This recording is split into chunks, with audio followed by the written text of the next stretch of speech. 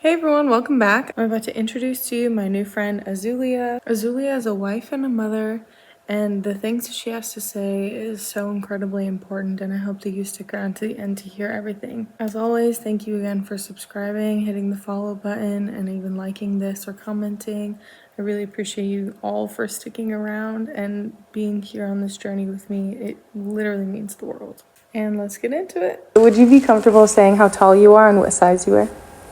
Yeah, I'm 5'6", and I have been a 6X for a couple years now. I usually wear 5X tops, but it's 6X, yeah. Okay. Why do you think that people are so comfortable telling others how they think that they should look? It's always come off strange to me how people find it okay to do this. I've been told since I was little how to look and who to be. It didn't help growing up in Los Angeles, which it did not help growing up in Los Angeles, where everyone was very critical of how you look. I don't always think it comes from a place of judgment. It's just like the conformist society. They have standards that they hope everyone you're going to meet. So these think they're helpful in some way. I don't know. I don't think everyone has bad intentions, you know? They have no idea how it really comes across. It's like, why would you judge someone else based on the way that they look when they might be perfectly healthy and taking care of themselves and eating right? And that's just how they look. Why can't they love themselves for how they look? Who cares? It's just shocking to me that that's a new idea, honestly. Like, the people are just accepting of this. Like, I would say the last 10 years have been different than my whole life. Really? Because I was born in the 80s. So, I saw a lot of that, you need to be skinny or else kind of mentality.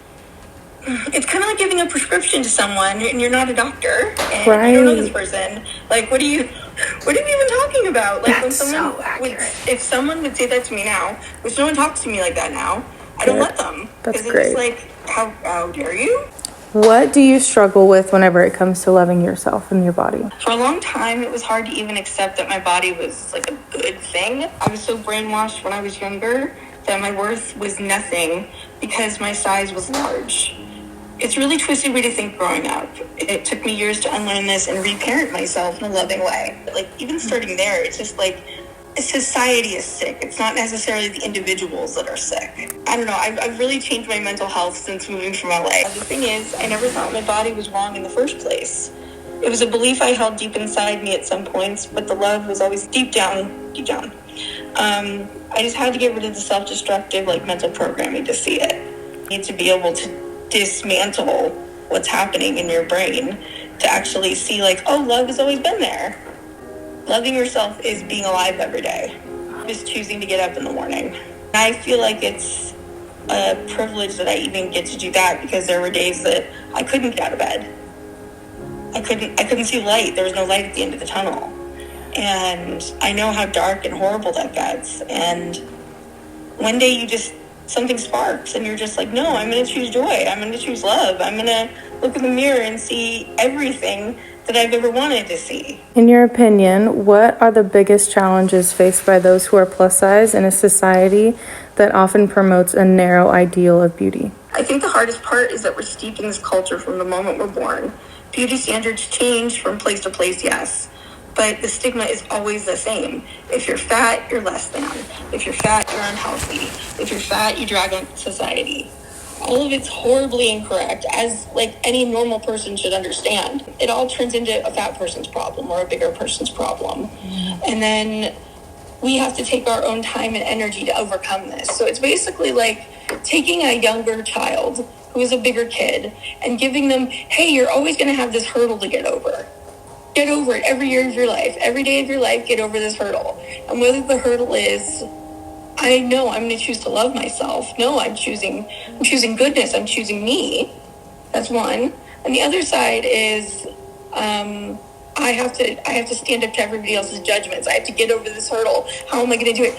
Either way, you spend time and energy doing this. It's just here, fat child, would you like a problem? And it's there for the rest of life. But I have to tell you that since my mental health has gotten better, everything has gotten better. And my chronic illnesses have increased, but I don't feel sick. You got to get to that point of quiet and safety within yourself. It's just such a big deal. Mental health is a big deal to me. That's really important. I am so proud of you for even being here and coming this far. I'm so thankful that you're here and I Thank even you. get to talk to you. I think that it's a huge privilege just for me to be able to be in your presence, and I'm so thankful that you're here. I really appreciate that. Thank you. Seriously. Yeah. Not everybody sees you. And it's just nice to be like called upon. It's like, I would like your opinion on something. And it's really sweet. So thank you. Yeah, no, of course. What advice would you give to someone who's struggling with self-acceptance or facing fat phobia in their personal life? This is a big one. Giving advice is sort of like the same thing with the prescription. It's like, you don't know who you're talking to. My basic advice to anyone who's struggling is to look inward. Find quiet and just think in an open space. Give yourself that breath. Yeah. Because if you don't find safety in yourself, you're never going to move forward. Like, that's the biggest step. For me it was, at least. Take a trip down memory lane, look at pictures of yourself as a young child. Think about what you would tell them about their body. Look at pictures through time. Find out what you love about yourself as a teen. Amplify that love. Then look in the mirror. Find what you love. It takes time, and I know in our lives nowadays we are not afforded these moments to ourselves. But for me, it was the only way that I could find, the way to get rid of the negativity in my mind. This moment is for me, and I am here for me. Here I am. Curiosity is just so important in self-discovery. Look with curiosity about everything. Why aren't there plus-size mannequins here? Why aren't I seeing more of my representation out there? It's really, really important to ask questions of yourself, So, yeah, I love that. That would be my biggest advice. Yeah, I love that. You almost sound like a storyteller to me. I love the way that you talk. It's really inviting. Thank you. Have you ever faced external pressure from family, friends, or society to change your body? And how did you handle it? And what advice would you give to someone else in similar situations? I'm just going to give you a little backstory. I was raised in a rough situation where I was shamed by family who I consider ex-family at this point. They shamed me for pretty much everything I was. They did not understand autism or ADHD or anything like that at the time. And it was the 80s and 90s, so not everybody understood anything about that stuff. So it wasn't my parents, but it was my aunt's family that basically did this to me. My aunt was very skinny her whole life with no effort, shamed me for being big and unhealthy for years. I had to move in with her, unfortunately, when I was a teenager. I was 14. They put me on a diet. I was probably about 200 pounds. So I was 14, 200 pounds. Not thin, not too chunky, but bigger person. I'm 5'6", even at that point. At 14, I was 5'6". So it's I wasn't carrying it in a really disgusting way, and even using words disgusting, I don't like saying that word. I don't apply that to myself, but it's just they implied that to me. I can't believe that people would speak to a child or even just a younger person who's going through one of the most important years of their life to just degrade them like that and make them feel absolutely worthless. It's so astonishing. You're made to be cookie cutter. You're made to be one type of person and variations of that one type of person.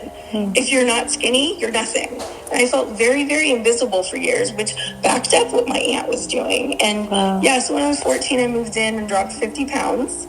They only had me on fruits and vegetables for about a year and a half. And that's absolutely abuse.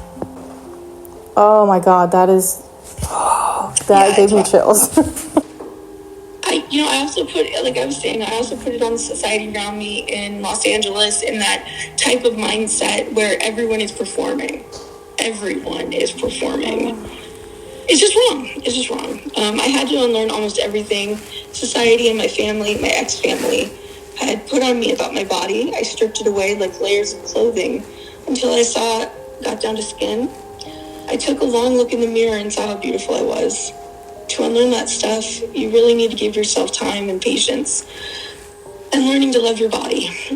Give yourself time and don't give up. You're worth the work. That's how I genuinely feel about anyone I meet. I try and make people feel seen. I really try and bridge gaps. The way society is with everyone, it's not just bigger people, it's everyone. We're all put against each other from birth.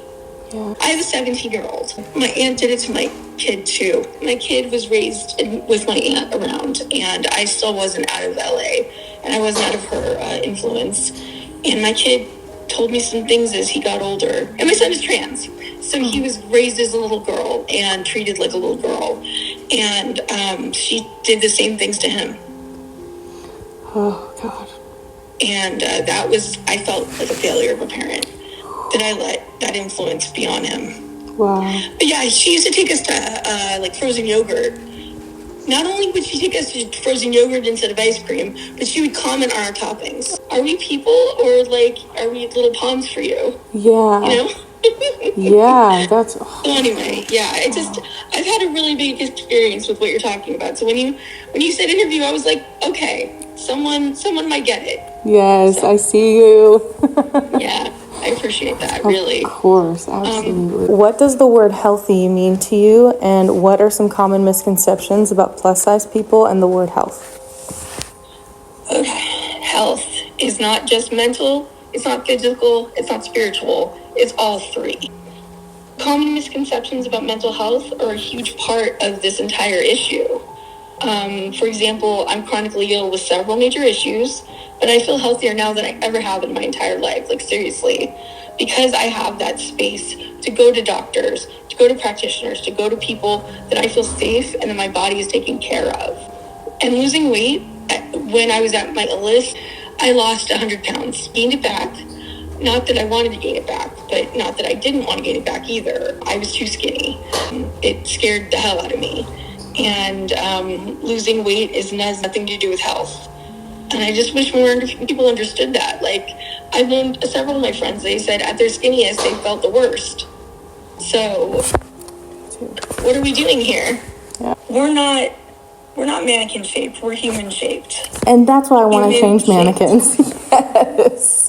Yes. Yeah. Yes. And you know, another thing I've never seen is disabled mannequins. Yes. I've never seen or non-binary mannequins. Do that too. That would be the ultimate. Yes. The ultimate ask. Androgyny a little bit, please. Yes, absolutely. 100%. What would your reaction be if you saw a plus size mannequin in the store that per se looked like you or looked like someone who isn't represented? I would feel so seen. I would be like, you're in the right place. I read that question and I smiled. Aww. Because I was like, you know what? I have been to Torrid in the mall, and I'm lucky enough to have a mall that has a Torrid that you can go in and find clothes in up to not even 6X in the store, but you can get up to 5X sometimes. Wow. I can't even go to Torrid to find my size. I have to go online. I saw this dress. This is a 5X. I saw this on a mannequin in 4X. The mannequin was beautiful. And when I got home and realized I was in the same dress, I twirled. And my husband's like, you never do that. And I'm like, because I've given to androgyny over the years. I haven't really, like, been a girl. And while I am non-binary myself, I did have that want in my life to feel femme, to feel flowery and beautiful and more than what everyone thought I was. This blossoming flower, yes. You know? And that's how it made me feel. So when you talk about representation, it's not just how you feel in the store, it's when you go home. Right. And you're like, I am the ideal. Yes. That's what that means to me. So I've grown and discovered brand new things about myself. And that's wonderful. I am chronically ill, but I am more happy than I ever have been. So happy that you're like, that you feel like you have a purpose in life, because you are absolutely purposeful, and I love that you exist. I'm so happy that you're here. Oh my God, thank you so much. You are making me blush. Oh my gosh. Okay. Is there anything that you would like to say to the world or anybody watching at the moment? What I wrote was, your worth is not determined by the size of your clothes. Your worth is not determined by what anyone thinks of you. The only way you're going to love who you are is to choose to look in the mirror and find love. You are worth the time and effort it takes to unlearn the burden society has put on you. Really genuinely how I feel about anyone I come across. That's why, like, even in the grocery store, I'm like, how is your day? To the cashier, you know? Because I've been that cashier. And those people, you remember them through your day. Like, oh yeah, they did give a shit about me. Excuse me, but you know what I'm saying? Yeah, they did care. So that's really important. That's my purpose in life, is to make people feel like they are important. Because they've come across my path and I'm important. Thank you so much for taking your time out of your day to let me interview you And I can't express how much this means to me that you're even a part of my journey and a part of this project. Like, I am so thankful for you. I wish you so much luck in this project. Thank you. Like, seriously, like, you don't see everybody fighting for these kind of rights. So it starts small with a mannequin, but Yes. it can change lives. Right. So I appreciate you, and thank you so much for this opportunity Of course. to share my story. Yes, absolutely. Thank you for sharing your story. It was amazing.